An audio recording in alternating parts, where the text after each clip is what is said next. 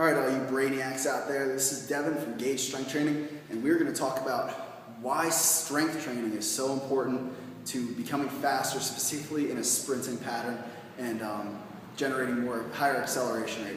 So we're going to talk about the formula for force, which is force equals mass times acceleration, and how we can use strength training to increase our rate of acceleration.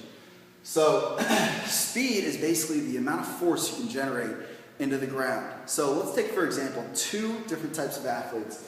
Athlete number one, both of these athletes are going to have the same mass. So the mass is going to be a constant, let's say at 100 kilograms, which is about 220 pounds, give or take.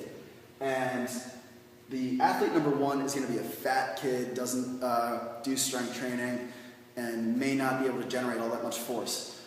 So we're going to use very basic numbers here. We're going to talk, athlete number one is going to be able to generate 100 newtons of force into the ground at a mass of 100 kilograms. And the acceleration is what we're going to find. And we're going to divide, simple algebra, we're going to divide these, so 1 equals the rate of acceleration. And athlete number two, who's more experienced in weight training, specifically squatting, deadlifting, lunging patterns, things like that, is going to be able to generate 1,000 newtons of force. Again, these are general numbers. I'm not going off a realistic pattern, but at the same mass, and he's going to divide that, and we're going to have 10 as the rate of acceleration. So as you can see, the more force you are able to deliver into the ground, the higher the rate of acceleration. So what I'm getting at with this is the fact that a lot of people neglect strength training and say that squatting is bad for strength training. You're going to develop big, bulky muscles that are going to slow you down. And it all comes down to the way that you're training. If you can do all the agility training that you want, but if you're not training yourself to apply more force to the ground, you're not going to get all that much faster. You can train your feet to move as quick as possible, but if you're not generating a great amount of force into the ground by developing power, and I'm going to talk about the difference between strength and power in a second, you're not going to get much faster. So that is why strength and power training is so important. So as far as the myth of getting big, bulky, slow legs from doing squats and lunges and deadlifts, it all comes down to the set and rep parameters that you use. Doing higher, increase the weight and lower the reps is going to develop more power. The difference between power and strength is applying the force to overcome an obstacle, and power is the speed at which that you can apply that force. Power is much more about the speed. So doing heavy reps for speed is going to increase the muscle fibers as opposed to just the general size of the muscle. So the muscle is going to remain about the same size, but it's become much more dense and explosive with muscle fibers.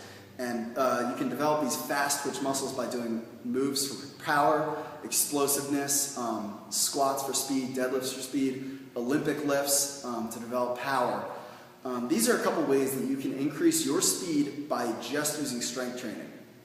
Now on the same level, it's not all be fixed just by doing strength training. You do need the plyometrics, you do need the agility training to go along with it.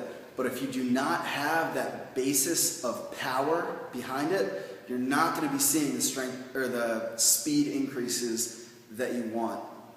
And when it comes to training, a lot of times young athletes will read the muscle and fitness magazines, but they don't understand that these magazines are geared towards bodybuilders, and the fact that bodybuilding is a sport in itself.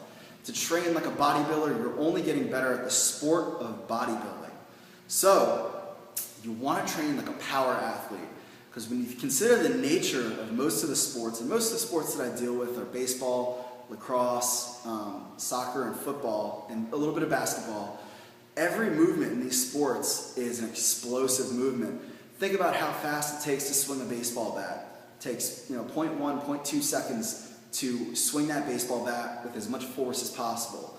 So why does it doesn't make much sense to be doing super high reps of a medium to light weight to be better at that sport. It makes a lot more sense to train with an extremely high weight to apply maximum force as fast as possible in the 1 to 3 rep range, 3 to 5 maybe.